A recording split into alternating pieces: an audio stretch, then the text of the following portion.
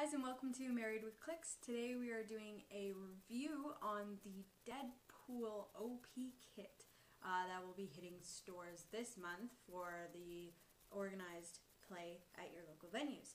We'll be looking at the map, the 4 exclusive figures, as well as the exclusive 3D objects. So, let's take a look.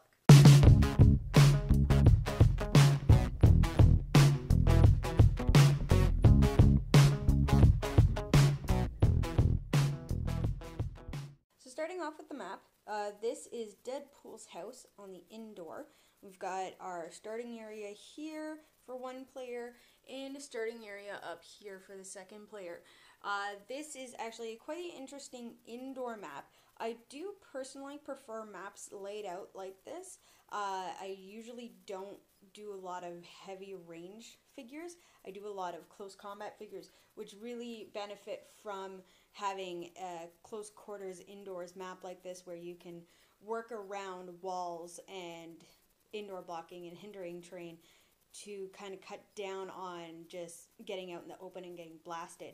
So as you can see, there's a fair amount of hindering set out by different household objects, coffee tables, TVs, dining room table, bathtub. Right in the middle here, it wouldn't be Deadpool's house without a torture chamber, apparently. So a lot of hindering, some blocking there. And then, of course, on the other end, we've got a computer center, another living room.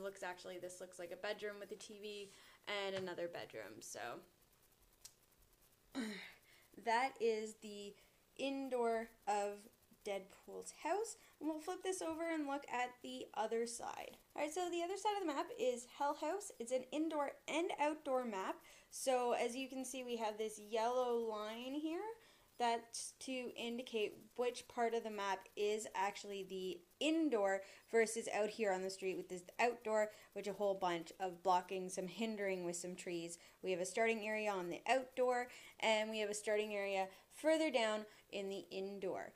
So with this being another inside house, we've got the entrance here, welcome to Hell House, whole bunch of hindering. Once again, one of those maps where it's nice for close combat guys. You have a lot of space to hide in the hindering. You have a lot of space to move around these blocking walls where you're not going to get sniped out by a heavy range team. Heavy range team has to use a lot more strategy when it comes to playing on a map like this. You could start blowing out the walls, taking a turn, an action. 3 damage will knock out a square of the wall, so that might be a good one. Especially if your opponent has close combaters that don't ignore hindering for movement, you can kind of impede on their movement by blowing out walls and putting hindering terrain underneath them. If any of you guys remember that game that we had where I was running Quicksilver, who doesn't ignore hindering, and I was playing in the Teen Titans tower, and Jason just kept blowing up walls to stop me from doing any hypersonicking, which is very annoying. This is going to be a fun little map, so pick your poison. They're both pretty much indoors, tight, close quarters, hindering, heavy maps for likely the sealed event that most venues will be running for Deadpool this month. So now that we've gotten a chance to look at the map, it's time to look at the figures that will actually be given out as prizes during this OP event, or rather this month of the organized play. So first up, we have Deadpool in his X-Men costume uniform. He comes with a word bubble. That was cool and explodey. When this character makes a ranged combat attack, if the total is at least 3 greater than a target's defense value, give opposing characters adjacent to the target an action token. So it's kind of like an energy explosion, but instead of doing damage, it's gonna put people out on their butts and give them action tokens so that they can't do anything the following turn. So it's good to have this if you have a high attack Deadpool, or even if you've got a lot of perplexes on your team. And this particular Deadpool actually opens with perplex.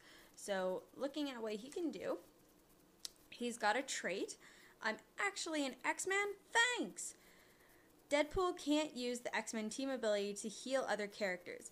When another character uses it to heal Deadpool, he heals 2 Clix.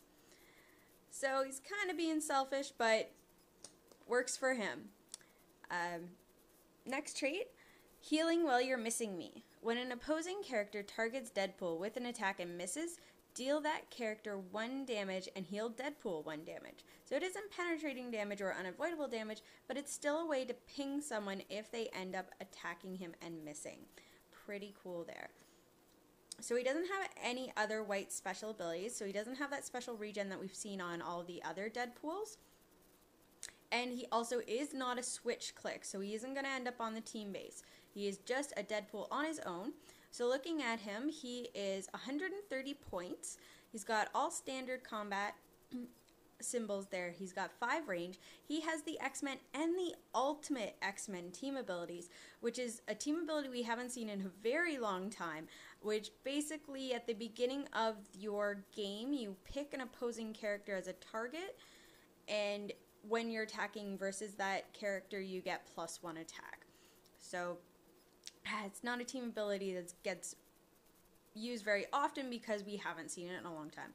So looking at his actual dial, he's got an opening click with 10 movement with phasing, 10 attack with precision strike, 17 defense with energy shield deflection, which is going to bring him up to 19 at range, and 2 damage with perplex. So once we click him down, the next click, he's got 8 movement with charge, still 10 attack, but he lost his precision strike. Now he has 17 defense with close combat reflexes, so now he's +2 to his defense in close combat. He still has 2 damage with perplex. And to click him again, now he's got running shot with precision strike, a 7 movement, 10 attack, 17 defense, again with the energy shield, and his damage actually gone up, still keeping that perplex. So one more click, now we've gone back to charge, precision strike, we've got 8 movement, 9 attack, 16 defense with energy shield deflection, giving him 18 at range, 3 damage, and now he has outwit rather than perplex. So take him again, gone back to running shot, this time with blades, claws, fangs, and close combat reflexes, once again at a 16, bringing him up to an 18 at close combat, 3 damage with outwit. One more click, now we've got sidestep with 6 movement, 9 attack with no power, 16 defense with energy shield, bringing up to the 18, and 2 damage with exploit weakness. One more click, again with sidestep, this time with only a 5 movement, 10 attack with blades, claws, fangs, 17 defense with absolutely no powers, 2 damage with exploit weakness. If you can get those blades off, having blades with exploit weakness is actually really strong, especially if you manage to get that 5 or 6 with your blades going straight through. One more click and he's KO'd. So that was the X-Men Deadpool prize. So going on to our next prize, we've got Bill, Agent of AIM, much like Bob, Agent of Hydra. So Bill, Agent of AIM, is 30 points, has the Hydra team ability, all standard combat symbols, and 4 range. He has a white attack power, my high energy finder thingy. Give Bill, Agent of AIM, a power action and choose the highest point opposing character. Until your next turn, that character can be targeted with a ranged combat attack by one friendly character without line of fire to that opposing character. That's pretty strong. Now, it doesn't say without range, so you're still going to have to be in range, but if he's behind blocking, if he's stealth and hindering, anything that would normally block line of fire, now you don't have to worry about that so long as you have given Bill a power action for that turn. And his defense power, I'm not actually a qualified blimp pilot, it turns out. Bill, Agent of AIM, can use the carry ability to carry any number of characters. After he carries a character and actions resolve, roll a d6. On result of 3 to 6, deal him and the carried characters 1 damage. So he does have a carry, he can do it with as many people. It doesn't specify that it ignores combat symbols, so it's still going to have to be people that would normally be carried. So you can't carry a transporter, you can't carry a flyer, you can't carry a duo attack character. So pretty much anybody just with the boot or dolphin symbol will be able to be carried by this, but he can carry as many people that are adjacent to him, and then you have that roll off, which is basically you only have a 1 in 3 chance of not getting hurt by this roll-off on a 1 or 2. So that's all of his powers. So looking at his actual dial, he unfortunately does not start off with that energy finder, but he does start off with his carry ability. So he's got 7 movement, 9 attack, 16 defense with carry, and 1 damage. You click him, now he's got sidestep, he found his finder, he's got his energy finder now with 8 attack, 15 defense with willpower, 1 damage without wit. Click him again, still has sidestep now with a 5 movement. He's got 8 attack again with his finder, 14 defense with willpower, 1 damage without wit, and you click him again and yeah, he's KO'd. Nice little piece for 30 points. He starts off with that carry, so as long as you have someone with him or a group of people with him that don't mind taking a click right off the bat, that'll bring him onto his finder ability, which will then allow him to take that second action token for the power action and allow your big hitter rangers that he now just carried in the following turn to attack someone that is now in blocking, in stealth, someone that you wouldn't normally be able to get to as long as they are still in range. This also gives him outwit, so he's a nice little piece to add on for 30 points. Not bad. And his keywords are aim, agency, X, pilot, and scientist. So there are a couple of teams that he can fit on nicely. Like I said, at 30 points, he's worth just popping on, even if you don't have a theme team. Alright, so next up we have the Wolverine, Agent of Hydra. Now, this is the piece that I've actually been looking forward to the most with this OP kit. This is from the Exiles line. Actually, he's one of the last bad guys that they come up against in the original series, and he shows up again in the new Exiles run later on, where he is viciously destroyed and murdered by Shadowcat, of all people. So he is 90 points. He has the Hydra team ability. He has all standard combat symbols and no range, but he does have improved movement, ignores hindering. He has a trait, My Kind of Hydra. When friendly characters use the Hydra team ability, they can also affect close combat attacks and don't need line of fire to the target. Now, there is a little bit of a debate right now as to how to interpret that. People on both sides is either saying that the line of fire isn't needed for when they're doing the close combat attacks, and then the opposite side is that the line of fire isn't needed at all. So basically with the Hydra team ability is that when a character with the Hydra team ability is adjacent to a friendly character making a ranged combat attack, as long as they have line of fire to that target gets -1 defense. So whether or not you need line of fire at all times with this trait, what we do know for sure is that you don't need line of fire when you're using it for a close combat attack, which allows you to take the defense down by 1 for characters that are in stealth, which is a big thing because, of course, you need line of fire. Once line of fire is drawn to someone in stealth, stealth activates. So this way you get around that little bit there with someone sitting and hindering with stealth. Now, he does have a white movement power. She makes me invisible. That's a little throwback to the fact that this Wolverine in his universe is actually dating, or rather sleeping with, Sue Storm, and who is running Hydra.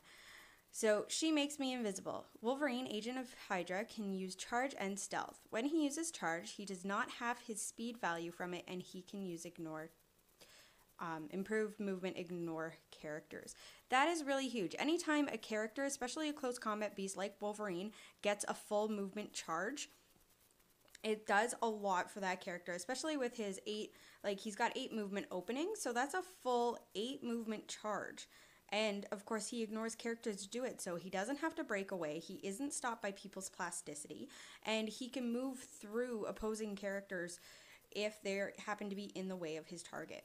So looking at his, he also has a white damage ability, Hydra brainwashing techniques. Wolverine, Agent of Hydra, can use mind control with a range of value of 6. When he does, a hit target gains the Hydra keyword, and all friendly characters adjacent to the target can use the Hydra team ability for this action, which is big to also put on with his trait there, which allows you to do close combat attacks there.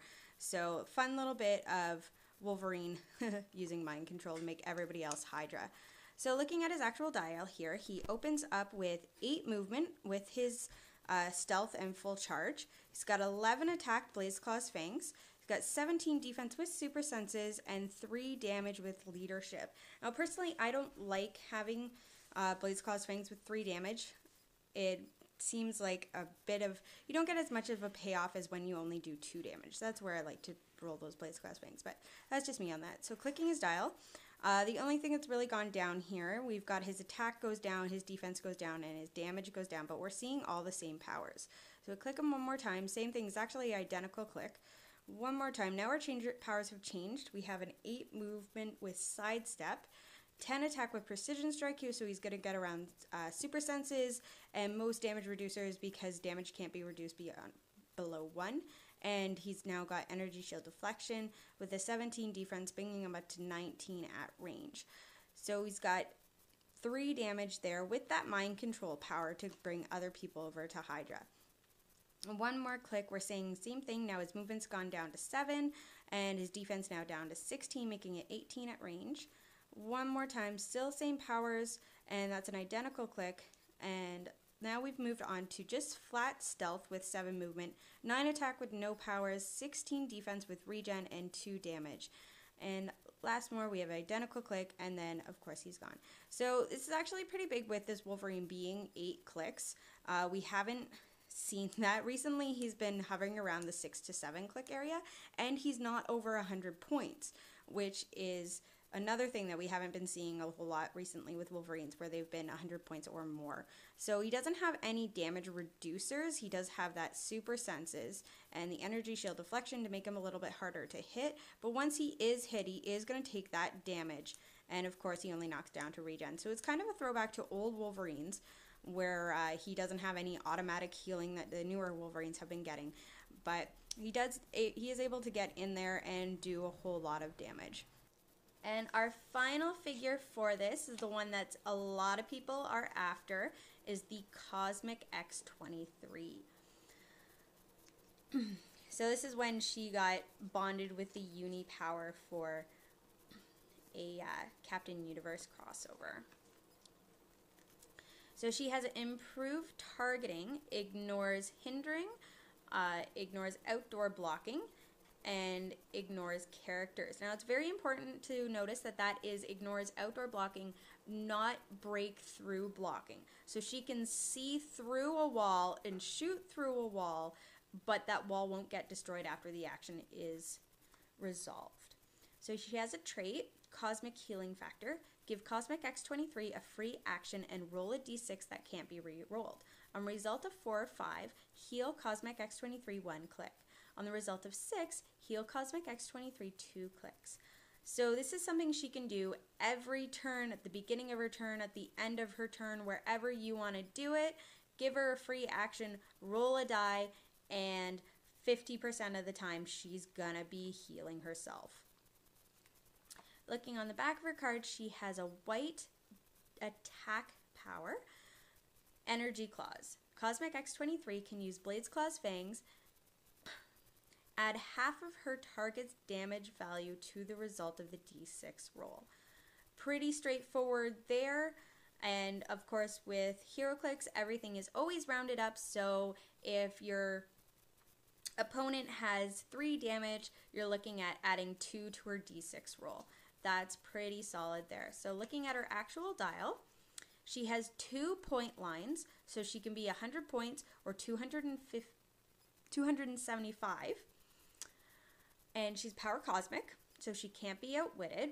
She flies, and she has 7 range. So she starts off here with 11 movement, running shot, 12 attack, pulse wave, 18 defense with invincible, and 5 damage. This, of course, is the 275.1, so she's pretty powerful there. We'll click her, and the only thing that has gone down is her attack's gone down to 11, her damage has gone down to a 4, but she keeps the same power set. One more click, now we're looking at hypersonic speed, 11 attack with no powers, 18 defense again with the invincible, and 4 damage. One more click, now we're looking at hypersonic again, 10 movement, 11 attack, no powers, 17 defense, this time with impervious, and 4 damage. One more click, 10 attack. 10 movement, hypersonic, 10 attack. Now we're getting her energy blades, which is that special blades, claws, fangs, and her 17 defense with impervious again and 4 damage. Click one more time. Now we're on her 100 point dial. She starts off with 9 movement charge, 10 attack with her energy blades, and 17 defense with impervious, 4 damage. So here, it all depends on who you're going to be attacking when it comes to her blades, claws, fangs roll. And if they have a really high, if they have a really high damage when you're attacking them, it might be worth it to roll that, or it might be, if they've got a low damage, it might be worth it just to do the straight 4 damage that she's already doing. We'll click her one more time. Same thing, the only thing that's gone down is our damage is now a 3. One more click. Now we've lost a lot of powers. We've got 9 movement with no power, 10 attack with no power, 19 defense with regen, and 3 damage with prob. So she is going to be very hard to hit here. With that regen, with that 19 defense, she's going to be hard. And if you manage to hit that 19, she also has prob there to try and get you to stop that attack.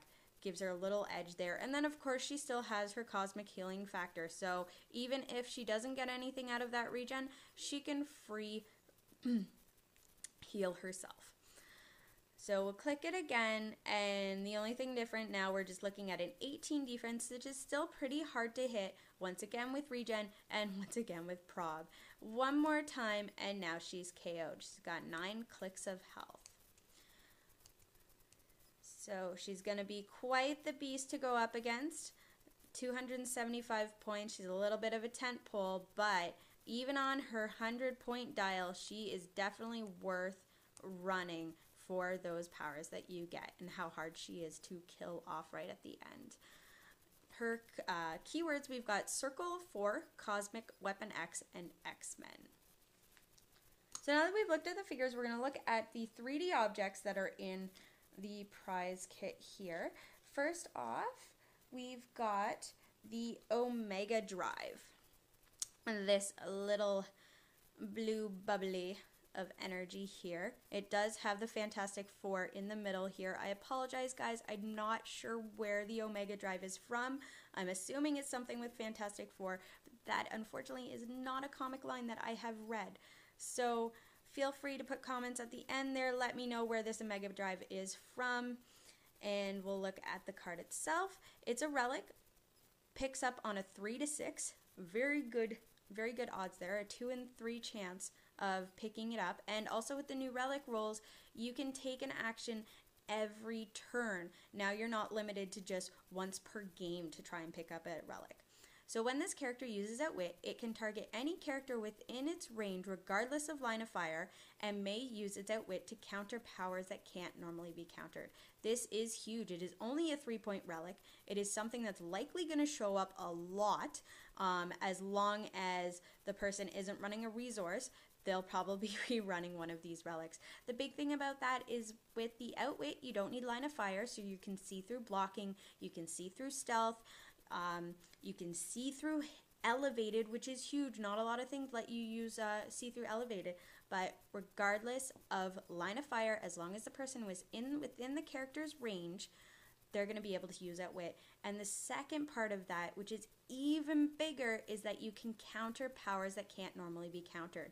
So there's a whole lot of white powers that are coming out now that are saying can't be countered or ignored. If anybody has gone up against that Mjolnir Absorbing Man, the Ellie Absorbing Man from Invincible Iron Man, this is a pretty good way to get around him. Also, anybody that has Power Cosmic or Quintessence can now be outwitted as long as they're being outwitted with someone that has the Omega Drive. So very solid object. Likely to be one a lot of people are going to be going after to try and get.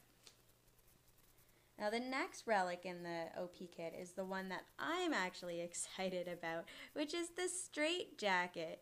Funky little straight jacket there. Looks like any standard straight jacket, but he's a lot of fun just to play with.